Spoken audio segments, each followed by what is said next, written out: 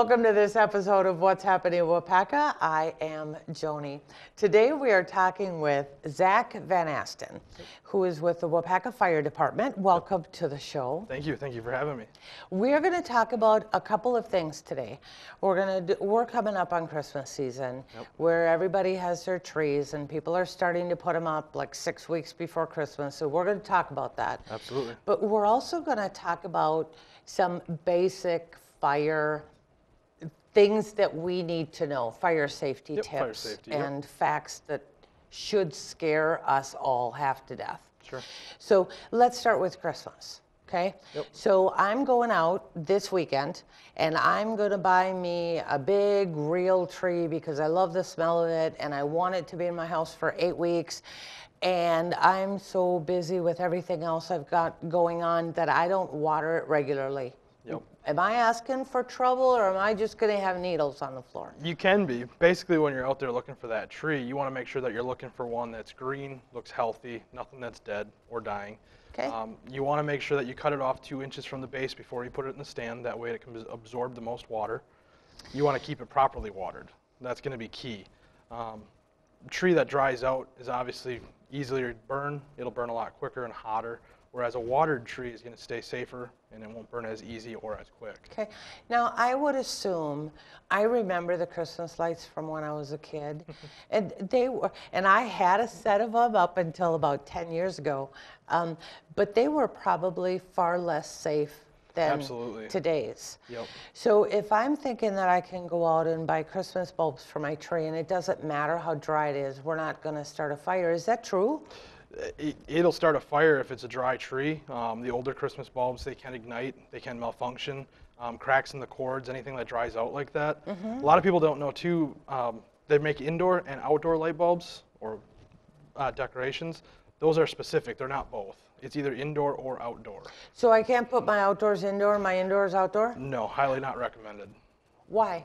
Because it gets susceptible to the winter months. It can get cracking, dry, brittle. And then you put it on a dry tree or a not properly watered tree, and now you're asking for a fire. Gotcha. So that's indoor going outdoor. How about taking my outdoor ones and bringing them inside? Nope. Why not? Same thing. The outdoor ones going in the indoor. Yep. You want to make sure, because indoor ones are not waterproof, stuff like that. So, and vice versa, you don't want to mix match them.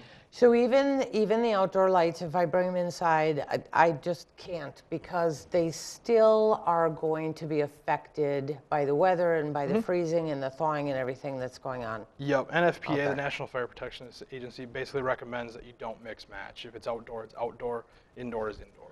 Gotcha.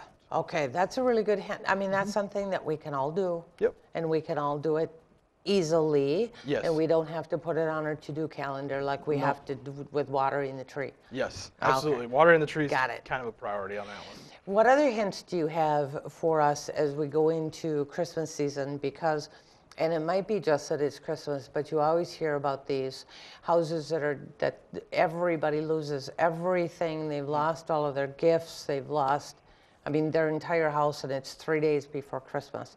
So what other kinds of safety tips do you have for us to make sure that we get through the holidays? Well, basically, if you're going to have a Christmas tree, make sure you have it in an open area that's not blocking an exit. We always want to make sure it's 3 feet away from an exit. You always want to have a safety plan, know where the meeting place is, and most importantly is checking your smoke detectors, carbon monoxide detectors, making sure they work. A lot of times we forget about them, but those are crucial because those are going to be your first line of defense. And I am one of those people that's guilty of just unplugging it because I get it to shut off. So that's not a good idea. Don't take my advice. No, don't do that. With daylight savings time is a good time to change them. When you fall back and spring ahead with the times, we always say change your batteries at that time. Well, we know how fast batteries go dead. Absolutely. But we don't ever expect them to go dead in our smoke detectors. Nope. Absolutely. Because we don't think about it. Yep. Put it on your to-do list. Yep. I'll get it on mine. Sounds good. So we're gonna go from that because you talked about plans for exiting. You talked about doing essentially what we used to do in school, and I'm assuming they still do it, but I don't know, is we used to do fire drills. Sure. Where the teachers would line us up in the hallway, and we always thought it was kind of stupid and fun because we got out of class, depending on which class we were in. But we always thought it was kind of stupid, and it really isn't. No, not at all. And I think as I look back and I start to see how fast, because in my neighborhood there was a house that they lost, there's a couple of 2x4s standing, there's just not a whole lot left of it.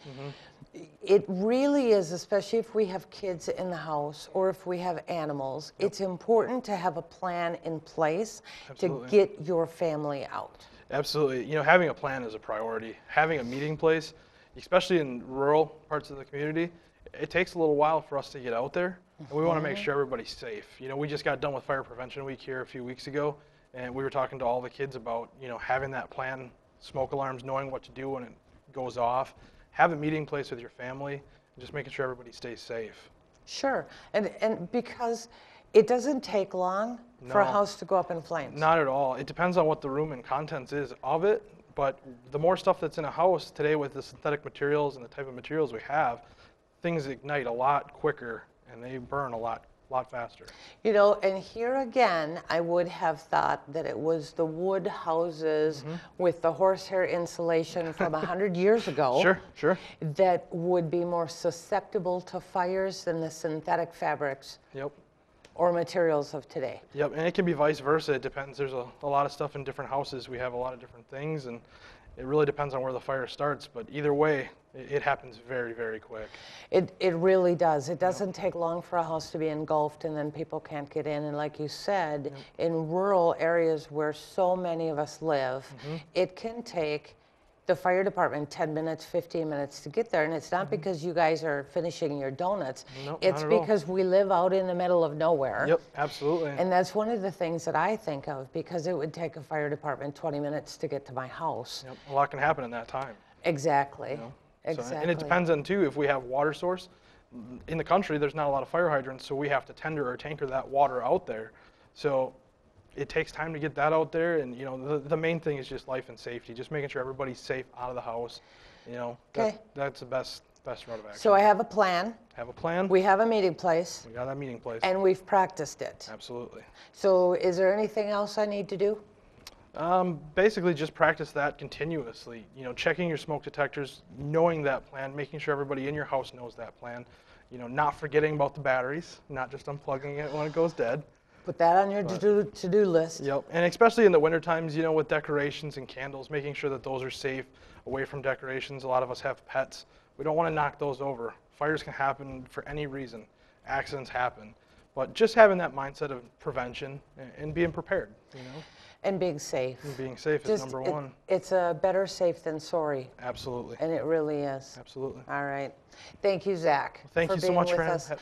Yeah, it's great to talk about this kind of stuff because it reminds me of the things that I need to do in my house, and I don't think any of us are in a position where we couldn't use a little bit of improvement. Absolutely. So, appreciate your time. We appreciate being here. Thank you. Thanks for joining us for this episode of What's Happening in Waupaca. I am Joni, and I'll see you next time.